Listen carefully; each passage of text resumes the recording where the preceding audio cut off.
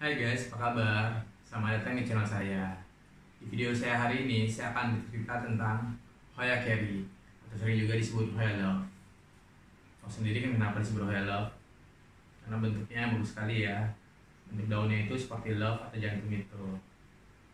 Nah, di video saya hari ini, saya akan bercerita tentang asal dari Hoya Carry itu dari mana, bagaimana ciri-cirinya, dan bagaimana tips perawatannya.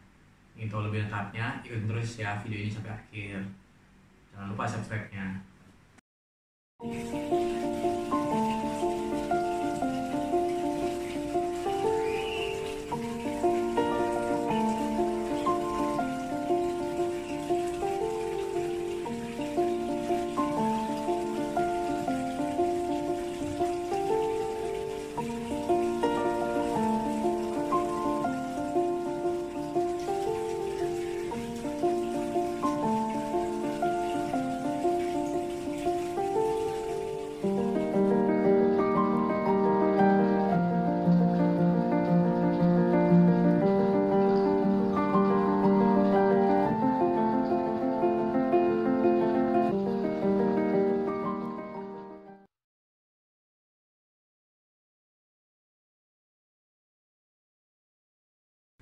Hoya Carry ini sering dijual dengan tanaman dalam bentuk satu-satuan daun seperti ini.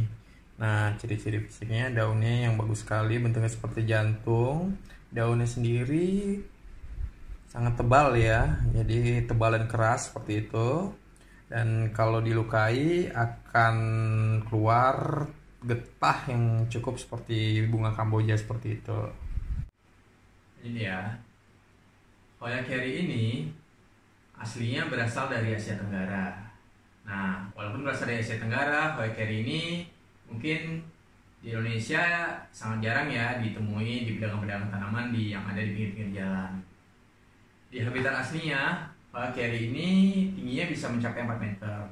Jadi dia akan menempel dan merambat di tanaman yang lebih besar dengan tinggi bisa mencapai 4 meter. Cuma ada yang perlu diingat nih. Hoya Carry ini tumbuhnya itu sangat lambat ya.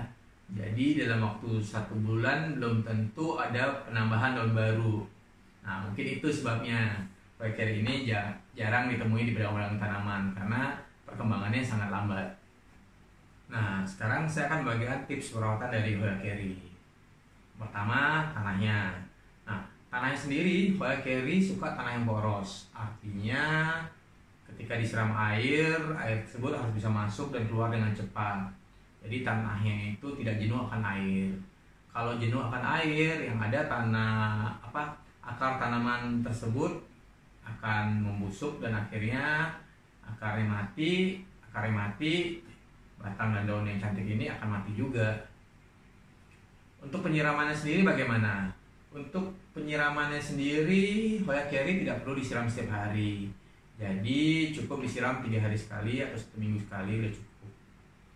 Untuk penyinaran, Hoya Carry tidak bisa kena sinar matahari secara terus-menerus secara langsung. Jadi kalau ditaruh di bawah terik matahari, yang ada Hoya Carry tersebut daunnya akan menguning dan mati. Nah, jadi cukup ditaruh ya sinar matahari secara tidak langsung.